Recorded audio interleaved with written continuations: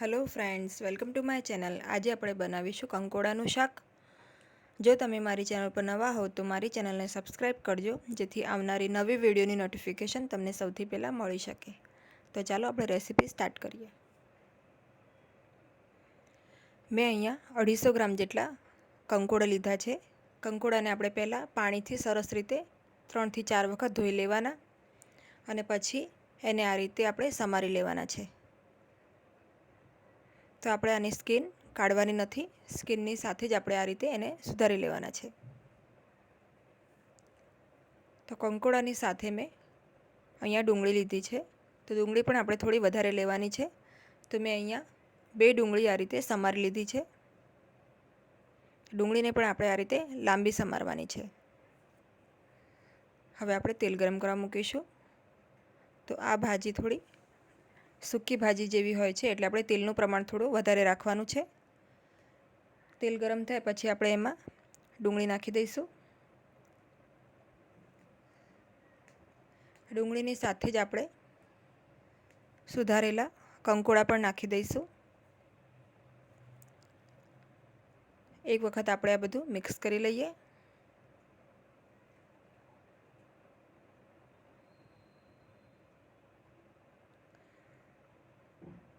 ડુંગળી અને કંકોડાને આપણે સારી રીતે મિક્સ કરી લઈએ।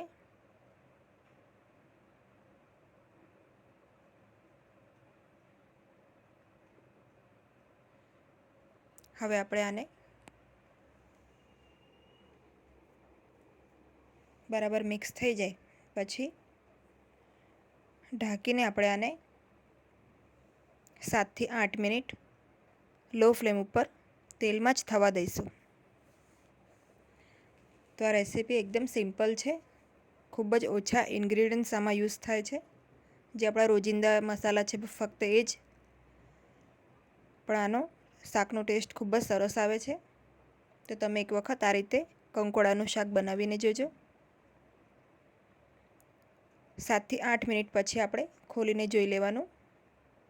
તો આપણી ડુંગળી અને કંકોડા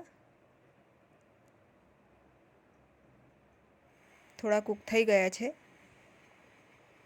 હવે આપણે આમાં મસાલા નાખીશું બધા।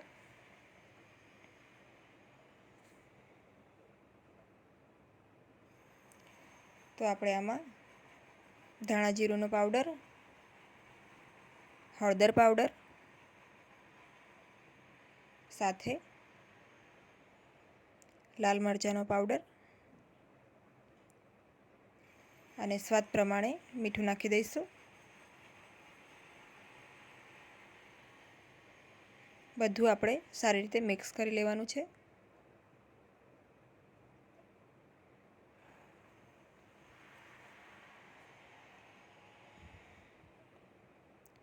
કંકોડાને ચડતા વાર નથી લાગતી, તે ખૂબ જ જલ્દી કૂક થઈ જાય છે।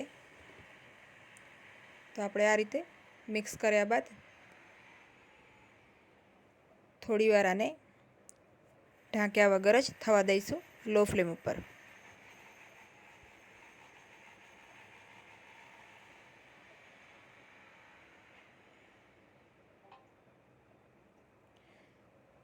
આપણે અડધી ચમચી જેટલો ગરમ મસાલો નાખી દઈશું। મિક્સ કરી લઈએ।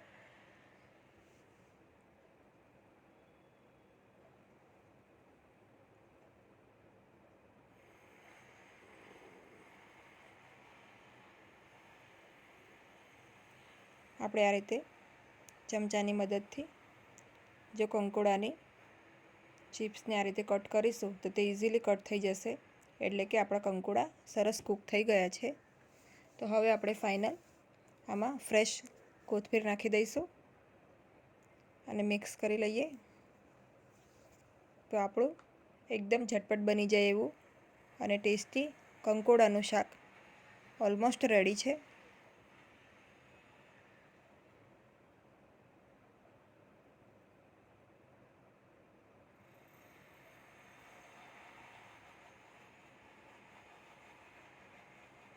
તો આપણે આને 2 થી 3 મિનિટ થવા દઈશું। હવે આપણે આને સર્વ કરી લઈએ। તો રેડી છે આપણું કંકોડાનું શાક। તમે એક વખત આ રીતે શાક બનાવીને ચોક્કસ જોજો. રેસીપી ગમે તો એને લાઈક અને શેર કરજો તથા મારી ચેનલને સબસ્ક્રાઈબ કરજો.